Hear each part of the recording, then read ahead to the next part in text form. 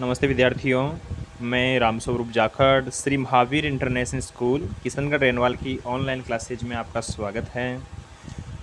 तो कक्षा के विद्यार्थी ध्यान दें, आज हम उनकी पाठ्य पुस्तक जो आरोह है उसका जो काव्य खंड है और उसका हम अध्ययन करेंगे। काव्य खंड में जो अध्याय 11 हैं पद कबीर के, ठीक है, वो आज हमारे अध्ययन का विषय रहेगा।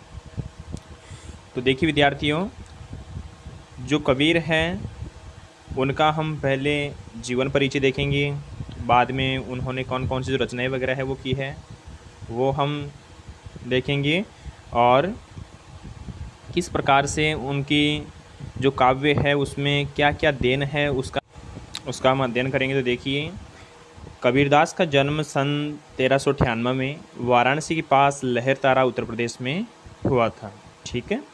इनकी प्रमुख रचनाएं देखिए, बीजक, जिसमें साकी शब्द और एवं रमेनी संकलित हैं। जो बीजक है इनका ग्रंथ, उसमें साकी है, शब्द है, एवं जो रमेनी है वो क्या है, संकलित है। और जो कबीरदास हैं उनकी मृत्यु हुई थी सन 1518 में, ठीक है। कहाँ हुई थी? बस्ती के निकट मगहर में। कबीर भक्ति काल की निर्गुण धारा ज्ञान आश्रय शाखा के क्या है, प्रतिनिधि कवि हैं। अर्थात जो भक्ति काल है उसको दो भागों में बांटा गया है। पहला है आपका निर्गुण और दूसरा है आपका सगुण, ठीक है। तो देखिए, जो कबीरदास है वो जो निर्गुण काव्य धारा है, ठीक है, उसके क्या हैं, प्रतिनिधि हैं, और उसी विषय को माध्यम बना करके उन्होंने जो अपनी रचनाएं हैं वो करने का कार्य किया है, ठीक है। मैं स्पष्ट करना चाहूँगा कि जो निर्गुण काव्य धारा है और जो सगुण काव्य धारा है वो क्या है, ठीक है।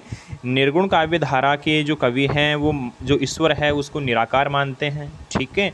जो ब्रह्मा है अर्थात जो ईश्वर है वो क्या है, सृष्टि के प्रत्येक कण कण में है, वह किसी व्यक्ति विशेष के रूप में नहीं है, ठीक है। अर्थात उसका कोई रंग नहीं है, व्यक्ति का होता है रंग और व्यक्ति का शरीर होता है, वैसे ही जो ईश्वर है उसका क्या नहीं होता है, कोई शरीर नहीं होता है, ठीक है।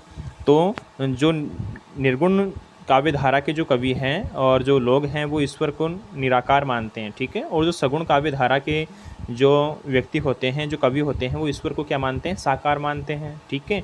वह ईश्वर का एक नाम रखते हैं और किस प्रकार ईश्वर का एक रूप रखते हैं, रंग रखते हैं, ठीक है। तो जैसे कि मान लीजिए आपके रसकान है, सूरदास है, यह क्या है, सगुण काव्य धारा के कवि हैं, और जो कबीर हैं आपके, यह क्या है, आपके निर्गुण काव्य धारा के कवि हैं, ठीक है। तो देखिए, यह सृष्टि के चराचर में जो ईश्वर है उसका क्या मानते हैं, वास मानते हैं। तो आपको जो निर्गुण और जो सगुण है उसका जो अंतर है वो पता चल गया। आगे देखिए, वे अपनी बात को साफ एवं दो टूक शब्दों के में प्रभावी ढंग से कह देने के हिमायती थे। अर्थात जो कबीरदास है वह अपनी बात को बहुत ही सीधे तौर पर अर्थात दो टूक शब्दों में कह देते थे, और अगर उनकी बात को कोई ना माने तो वो क्या करते, इसलिए बन पड़े तो सीधे सीधे न हो तो दरेर देकर अर्थात कोई उदाहरण देकर के वो क्या कर देते थे, अपनी बात को सिद्ध कर देते थे, ठीक है। इसलिए कबीर को हजारी प्रसाद द्विवेदी जी ने क्या कहा है, उनको किसकी जो उपमा है वो दे दी गई है, वाणी का डिटेक्टर, अर्थात उनको अपनी वाणी पर क्या है, पूर्ण रूप से अधिकार है, ठीक है। वो जैसे चाहे वैसे अपनी जो वाणी है, अपनी जो मन की जो शब्द रचना है उसको एक नया जो आकार है वो दे सकते हैं, ठीक है। फिर देखिए, कबीर के जीवन के बारे में अनेक किंवदंतियाँ अर्थात जो अनसुनी बातें हैं, ठीक है। उन्होंने अपने विभिन्न कविताओं में खुद को काशी का क्या कहा है, जुल्हा का, इस प्रकार की किंवदंतियाँ अर्थात सुनी हुई बातें हैं। और देखिए, कबीर के विधिवत साक्षर होने का कोई प्रमाण नहीं मिलता। अब आप देखेंगे कि अगर कबीरदास जी पढ़े लिखे नहीं थे तो उन्होंने किस प्रकार जो बीजक है वो लिख डाला, किस प्रकार साकी शब्द जो रमेनी है वो लिख डाला। तो देखिए, कबीर हैं, उन्होंने स्वयं ही इस बात का प्रमाण दिया है कि मैंने कभी क्या नहीं किया है, मसी कागज छुओ नहीं, कलम गई नहीं हाथ। अर्थात कबीरदास स्वयं स्वीकार करते हैं कि कभी मैंने क्या नहीं छुआ है, कलम को छुआ तक नहीं है, ठीक है, अर्थात पकड़ा नहीं है, और जो कागज़ है उसको छुआ तक नहीं है, ठीक है। अब देखिए, उनकी यह सारी की सारी जो ज्ञान की बातें हैं वह उनके जो शिष्य वगैरह हैं उन्होंने लिखने का जो कार्य है वो किया है, ठीक है। अब कबीरदास है वो कहते हैं कि भाई मैंने तो क्या नहीं किया, शिक्षा वगैरह तो ग्रहण की नहीं, इसलिए मैंने जो अपना जो अथाह ज्ञान है वो कैसे प्राप्त किया है, देशांटन द्वारा, अर्थात देश दुनिया में जगह जगह घूम करके मैंने जो ज्ञान है वो क्या किया है, प्राप्त किया है, ठीक है। तो देखिए आगे, और देखिए पंक्ति भी इसका प्रमाण देती है। अर्थात यह कौन सी पंक्ति, जो पंक्ति की मैंने कभी कलम छुई नहीं, अर्थात पकड़ी नहीं और कागज़ है उसको छुआ नहीं, इसका प्रमाण है उनकी पंक्तियां भी देती हैं। और देखिए उन्होंने देशांतन और सत्संग से ज्ञान की क्या की है, प्राप्ति की है। ठीक है, किताबी ज्ञान के स्थान पर आंखों देखी सत्य और अनुभव को प्रमुखता उन्होंने दी है। अर्थात जो किताबी ज्ञान है उसको प्रमुखता नहीं दी है, बल्कि आंखों देखा जो ज्ञान है उसको उन्होंने अपने जीवन में क्या माना है, वास्तविक माना है, और उसी को क्या किया है, उन्होंने स्वीकार किया है। ठीक है, फिर देखिए इसमें उनकी रचनाओं में नाथों, सिद्धों और सूफी संतों की बातों का जो प्रभाव है वो भी मिलता है। किस प्रकार जो साधु संत वगैरह लोग हैं वह अपने ज्ञान की जो बातें हैं उनका क्या करते हैं, प्रचार प्रसार करते हैं, किस प्रकार अपने अनुभव को वह लोगों के सामने रखने का कार्य करते हैं। तो वही कार्य किया है, किसने किया है, कबीरदास ने किया है। ठीक है, वे कर्मकांड और वेद विचार के क्या थे, विरोधी थे। अर्थात किस प्रकार अनेक जो कर्मकांड होते हैं, पूजा पाठ होते हैं, प्रातः नित्य उठ कर के स्नान वगैरह वाले होते हैं, नदी स्नान वगैरह हैं, अनेक प्रकार के जो बाहरी आडंबर हैं उन सब का उन्होंने क्या किया है, विरोध किया है। और सबसे बड़ी बात है कि उन्होंने जो जाति भेद है उसका भी क्या किया है, कड़ा विरोध किया है। ठीक है, वर्ण भेद है, ऊंच नीच का जो भेदभाव है उसका भी उन्होंने क्या किया है, अपनी रचनाओं में जो कड़ा है विरोध किया है। ठीक है, संप्रदाय भेद है, किस प्रकार हिंदू मुस्लिम है वो आपस में लड़ते झगड़ते रहते हैं, इसका भी उन्होंने क्या किया है, कड़ा विरोध किया है। और देखिए इन सब के स्थान पर उन्होंने आपसी प्रेम और जो सद्भाव है, समानता का क्या किया है, समर्थन किया है कि जो लोग हैं उनको प्रेम पूर्वक जीवन है अपना यापन करना चाहिए, लड़ाई झगड़े में कुछ भी नहीं रखा है। ठीक है, हम उस परम पिता परमेश्वर के द्वारा यहाँ सृष्टि पर भेजे गए हैं और हमें जात पात के आधार पर आपस में क्या नहीं करना चाहिए, आपसी द्वंद्व नहीं करना चाहिए। ठीक है, इस प्रकार की मान्यता थी किसकी थी, जो कबीरदास हैं उनकी। फिर देखिए यहाँ प्रस्तुत पहले पद में कबीर ने परमात्मा को सृष्टि के कण कण में देखा है। तो देखिए हमने पहले ही बात को स्पष्ट कर दिया था कि जो कबीरदास हैं उन्होंने जो ईश्वर है अर्थात जो परमात्मा है उसको सृष्टि के कण कण में देखा है। किसी एक व्यक्ति विशेष, किसी मंदिर वगैरह में, किसी मस्जिद में ना देख करके उन्होंने संपूर्ण सृष्टि के प्रत्येक कण कण में जो ईश्वर है उसका क्या माना है, वास माना है।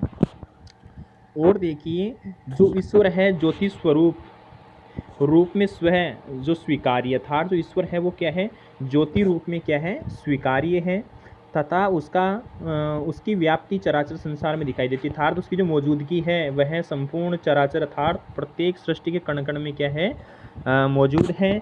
और इसी व्याप्ति को अद्वैय सत्ता के रूप में देखते हुए विभिन्न उदाहरणों के द्वारा रचनात्मक अभिव्यक्ति उन्होंने दी है। ठीक है, तो पहला उनका जो पद है उसमें यह जो बात है वो बताई गई है। दूसरा उनका जो पद है उसमें देखिए दूसरी पद में कबीर ने बाहरी आडंबरों पर क्या किया है, प्रहार किया था। जो पूजा पाठ वगैरह है, मस्जिद वगैरह में है, नमाज अदा करना वगैरह है, ज़ोर ज़ोर से वो सारे के सारे जो बाहरी आडंबर हैं उनका उन्होंने क्या किया है, कड़ा विरोध किया है। ठीक है, साथ ही यह भी बताया है कि अधिकांश लोग अपने भीतर की ताकत को न पहचान कर अनजाने में अवास्तविक संसार से क्या करते हैं, रिश्ता जोड़ लेते हैं। अर्थात अपनी अंतरात्मा में जो ईश्वर है उसको तो पहचानते नहीं हैं और उसको न पहचान करके जगह जगह मंदिर वगैरह में जाते हैं, मस्जिद वगैरह में जाते हैं, शीश नवाते हैं। अर्थात तो वहाँ पर ईश्वर का वास बिल्कुल भी नहीं है, बल्कि ईश्वर का जो वास है वो कहाँ है, आपकी अंतरात्मा में ही है। उस सर्वशक्तिमान जो अंतरात्मा में विराजित जो ईश्वर है उसको क्या करना चाहिए, पहचानना चाहिए और उसी को स्वीकार करना चाहिए। ठीक है, और देखिए वह संसार से रिश्ता बना बैठते हैं। जो अवास्तविक है, जिसका कोई क्या नहीं, अस्तित्व नहीं है, उस संसार से क्या करते हैं लोग हैं, वो अपना रिश्ता बना बैठते हैं और जो वास्तविक संसार है उससे क्या रहते हैं, जीवन भर बेखबर रहते हैं। अर्थात उसका तो उनको पता ही नहीं रहता है। ठीक है, तो बच्चों आपके जो कबीरदास हैं उनका जीवन परिचय है, किस प्रकार उन्होंने अपनी रचनाओं के माध्यम से जो बाहरी आडंबर वगैरह है उन सब का क्या किया है, खंडन किया है, लोगों को एक नया संदेश देने का जो कार्य है वो किया है। ठीक है, तो यह बात आपको समझ में आई होगी। आगे बढ़ते हैं हम, जो कबीरदास हैं उनका जो पहला पद है उसकी ओर। ठीक है, तो देखिए इसमें किस प्रकार जो कबीरदास है उन्होंने ईश्वर का जो वास है उसको सृष्टि के कण कण में माना है। तो उसी को उन्होंने किस प्रकार अपनी जो काव्य पंक्तियाँ हैं उसके माध्यम से आपके सामने रखने का कार्य किए हैं। ठीक है, तो देखिए ध्यानपूर्वक आपको समझना है इसको। हम तो एक एक करी जाना, दो ही कहे तीन ही दो को दो जग जिन नाही पहचाना। एक पवन एक ही पानी, एक ज्योति समाना, एक खाक घड़े सब भांडे, एक कोहरा साना। जैसे बाढ़ ही काठी, काष्ठ ही काटे अग्नि न काटे कोई, सब गठी अंतर ही तू ही व्यापक धरे स्वरूपे सोही। माया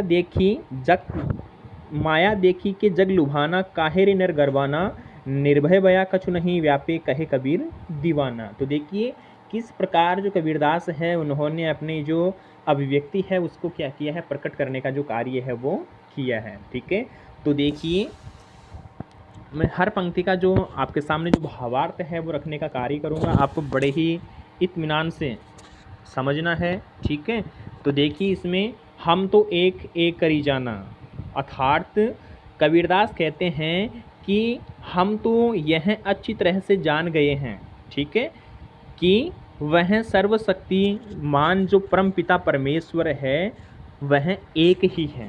अर्थात हम तो एक एक करी जाना, अर्थात हम जान गए हैं कि जो सर्वशक्तिमान जो परम पिता परमेश्वर है वो क्या है, एक ही है। ठीक है, दो ही कहे तीन ही को दो जग जिन नाही पहचाना, अर्थात जो लोग उस परम तत्व को आत्मा और परमात्मा और जीव ब्रह्मा आदि के रूप में दो अलग अलग अस्तित्व मानते हैं कि आत्मा तो अलग है और जो परमात्मा है वो क्या है, अलग है। उन्होंने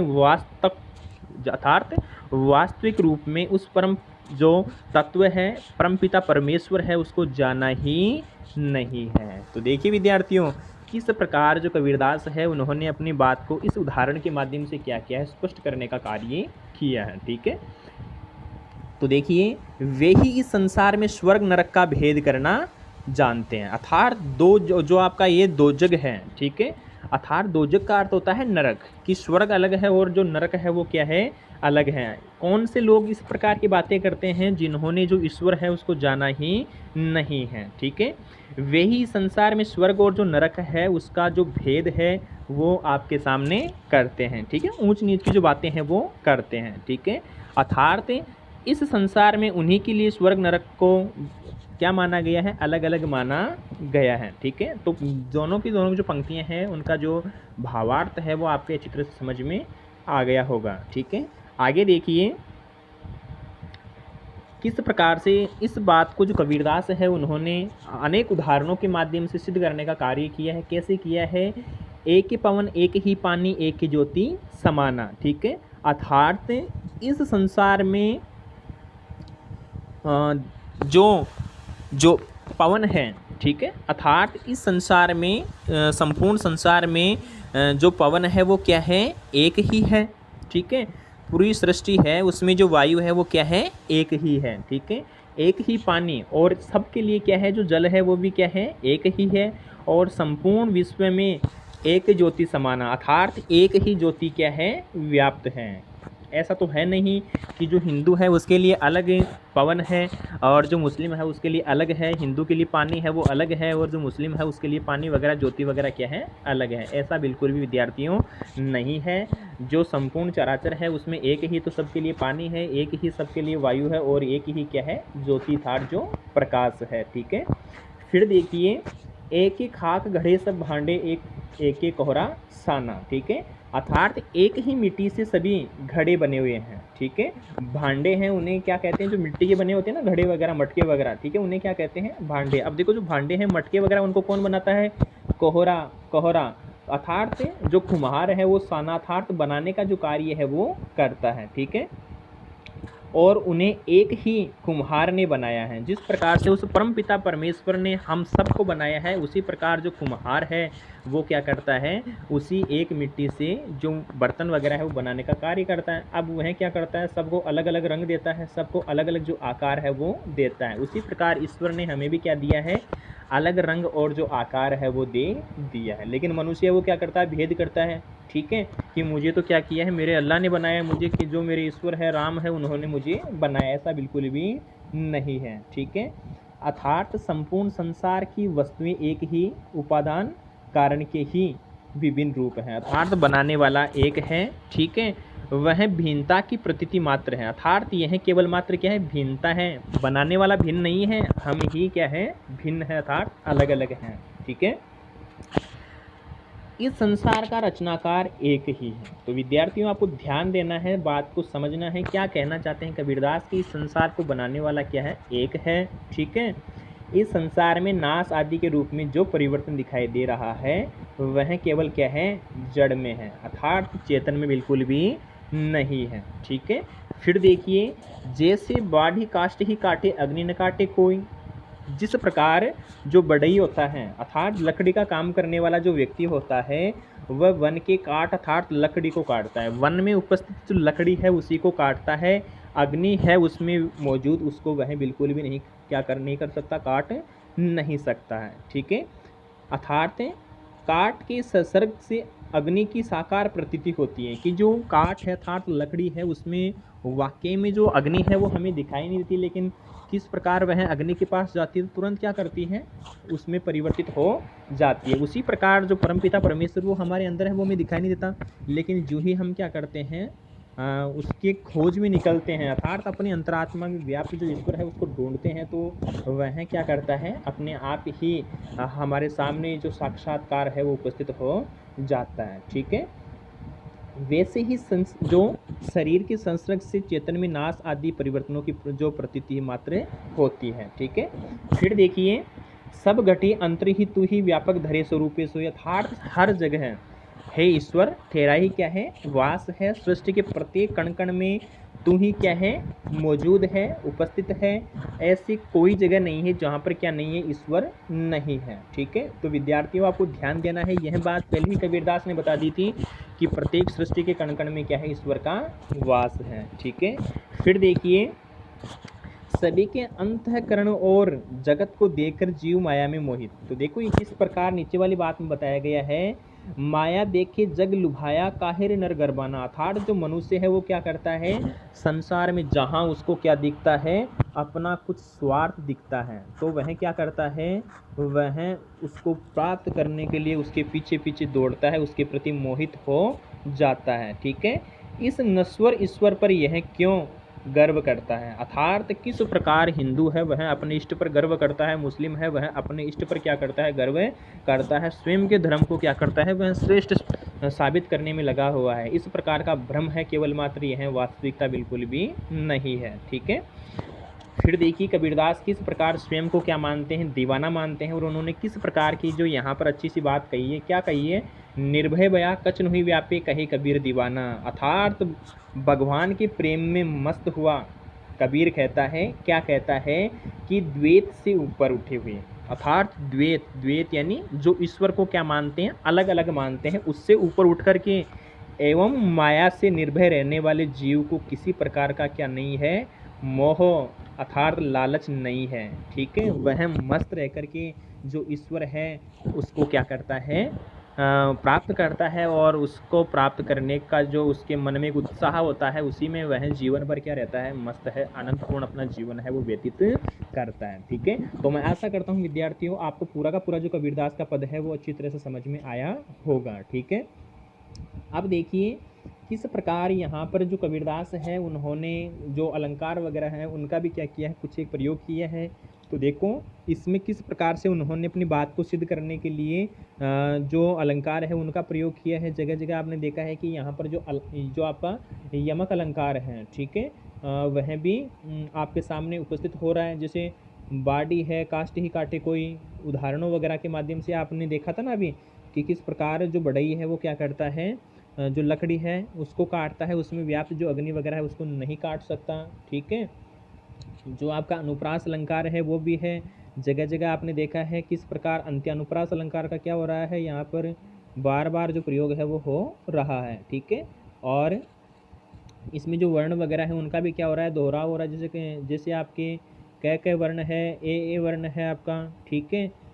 तो इस प्रकार यहाँ पर जो आपके अनुप्रास अलंकार जो यमक अलंकार है उसका भी क्या किया गया है, प्रयोग किया गया है। ठीक है।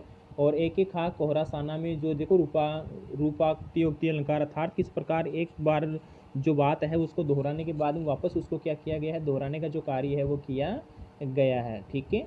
भाषा है वो कैसी है आपकी, पद में सदुकड़ी अर्थात मिश्रित भाषा का क्या किया गया है, प्रयोग किया गया है। संबोधन शैली तथा भाषागत जो अनुनासिकता क्या हुई है यहाँ पर प्रयुक्त आपकी हुई है, ठीक है। जो तत्सम शब्द है उनका भी क्या किया गया है, प्रयोग किया गया है। जो आपके तद्भव शब्द है उनका भी क्या किया गया है, प्रयोग। और उसी के साथ साथ में जो देश शब्द है उनका भी क्या किया गया है, प्रयोग किया गया है। इस प्रकार जो भाषा है वो बहुत ही क्या है यहाँ पर यानी कि एक बहुत सरल भाषा है, ठीक है। भाव व्यक्ति को बहुत ही प्रखर बनाती है, वो बहुत ही अच्छी तरह से क्या करती है कि यहाँ पर स्पष्ट करने का जो कार्य है वो करती है, ठीक है। तो आपके जो आप पद है वो अच्छी तरह से समझ में आया। जो आपका अगला पद है वह हम अपनी अगली कक्षा में देखेंगे, ठीक है। मैं आशा करता हूँ कि यह इतना जो आपको पढ़ाया गया है वो बहुत अच्छी तरह से समझ में आया होगा और आपने ध्यानपूर्वक इसको क्या किया होगा, सुना होगा, ठीक है। आज के लिए बस इतना ही। धन्यवाद।